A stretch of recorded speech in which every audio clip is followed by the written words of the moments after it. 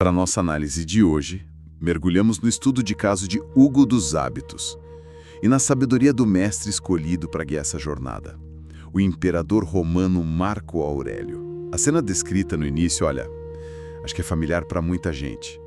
Aquele brilho azul do celular às 3 da manhã. O peito pesado, com a sensação de um domingo que, sabe, foi desperdiçado. Aquele gosto de culpa por mais uma promessa quebrada. É um ciclo. Sim, o material descreve o Hugo como um prisioneiro de intenções não executadas. Um arquiteto de planos que desmoronam no primeiro sopro de preguiça. E é fundamental entender, e os documentos reforçam isso, que o que está sendo descrito não é fraqueza. Certo. É um padrão aprendido, uma resposta a um ritmo de vida que sobrecarrega. Se a gente pudesse dar um nome para tornar isso mais concreto, seria sobrecarga contínua. Sobrecarga contínua. Gostei. Porque fraqueza soa como um julgamento, né? Uma sentença. Exatamente. Sobrecarga contínua soa mais como um diagnóstico. Descreve uma condição, não a pessoa. Perfeito. Nomear o que se sente, dar um contorno a esse inimigo, é o primeiro passo para acalmar o sistema. E aí sim, iniciar um processo de reconstrução. E é para essa reconstrução que o estudo nos aponta para uma figura um tanto inesperada. Um imperador romano. Por que Marco Aurélio? O que ele entenderia da nossa luta contra o Scroll infinito? Essa é a beleza da escolha. Ele não lutava contra smartphones, mas lutava contra a essência da coisa. O caos. O caos. O caos de um império, de uma praga, de traições. E no meio disso tudo, ele escreveu para si mesmo um manual para manter a própria sanidade. As meditações. Exato. E de lá vem o conceito da cidadela interior. Uma fortaleza mental. E com ela uma verdade central, uma frase martelo que ecoa até hoje. A arte de viver assemelha-se mais à luta do que à dança. A arte de viver assemelha-se mais à luta do que à dança. Isso é forte. É forte. Porque a gente vive numa cultura que vem de a dança, o flow, aquela ideia de que se algo exige muito esforço, talvez não seja para ser. Ele diz o contrário. Exatamente ao contrário. A vida real exige treino, estratégia, disciplina. Para o imperador, o hábito não é uma busca por bem-estar passageiro. Entendi. É um dever para com a própria alma, um ato de fortalecimento da vontade contra o caos dos impulsos.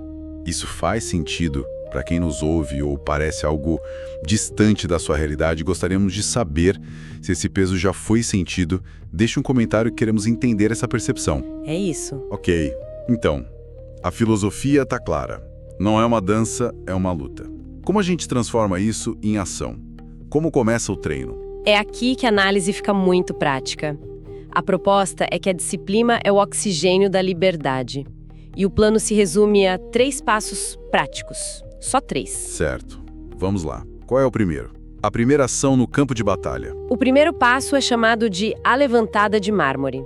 E acontece assim que os olhos se abrem. A instrução é brutalmente simples. Sem hesitação, sem negociar com o despertador, os pés tocam o chão frio. Fim. E o fascinante aqui não é nem o ato em si, mas o propósito. Não é sobre acordar cedo por acordar cedo. É sobre ancorar a consciência na realidade física, imediatamente. O chão frio como um reset. Exato. Um choque sensorial que diz para o cérebro: acordamos, estamos aqui, agora. É um ato de guerra preventivo contra a procrastinação. Guerra preventiva? Sim, porque aquela negociação com o botão de soneca é a primeira batalha do dia. Se você perde essa, já começa em desvantagem. Com a vitória da levantada de mármore, você define quem está no comando. A sua vontade consciente. É isso? Faz todo sentido, mas essa vitória pode ser frágil. A pessoa levanta, mas o grande inimigo da disciplina moderna está ali do lado.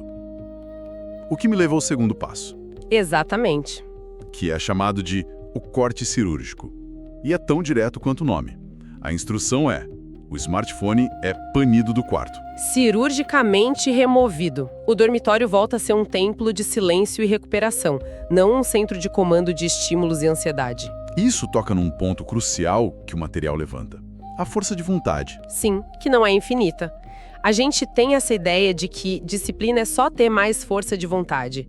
Mas um bom general não escolhe lutar no pior terreno possível. Ter o celular ao lado da cama é escolher lutar num pântano. Perfeitamente colocado. A fonte destaca uma verdade poderosa. Se o ambiente facilita o vício, a vontade torna-se irrelevante. Uau! Ao remover o gatilho, o esforço para resistir diminui drasticamente. Trata-se de arquitetar o ambiente para o sucesso, não só de depender dessa bateria interna que uma hora acaba. Mas e as objeções práticas? Eu uso o celular como despertador. E se tiver uma emergência? São questões válidas. E a resposta é simples. Um despertador comum resolve o primeiro problema e, para emergências, o celular pode carregar em outro cômodo, autossuficiente para ser ouvido. Entendi. O corte cirúrgico não é sobre se isolar do mundo. É sobre criar uma fronteira sagrada ao redor do seu sono e do seu despertar. Ok. O primeiro passo estabelece o comando interno. O segundo, limpa o campo de batalha externo. Qual é a peça final que conecta tudo? O terceiro passo. É ele que amarra as ações a um sentido maior. A prática do exame da noite. Um relatório diário. Isso. Antes de dormir, escrever 3 linhas, bem diretas. Primeiro, o que fiz hoje com integridade. Ok. Segunda, onde eu sucumbi ao impulso. E a terceira, qual será a primeira vitória de amanhã? E se a gente conecta isso ao quadro geral, o objetivo não é a perfeição, mas a governança? Governança. É a prática diária da autogestão. Marco Aurélio governava um império e sentia a necessidade de fazer isso. Hugo, no nosso caso, deve governar a própria rotina como seu único território sagrado. Gosto da ideia de não ser sobre perfeição.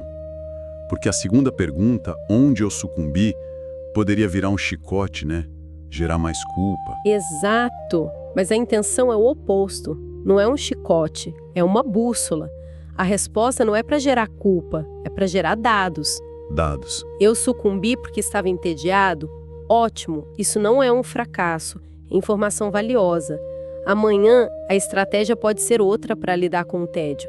O exame transforma falhas em inteligência estratégica. E a terceira pergunta já prepara a mente para o sucesso no dia seguinte. Exatamente. Já programa a intenção de executar a levantada de mármore de novo. Cada não a um impulso é mais um tijolo na fundação dessa cidadela interior.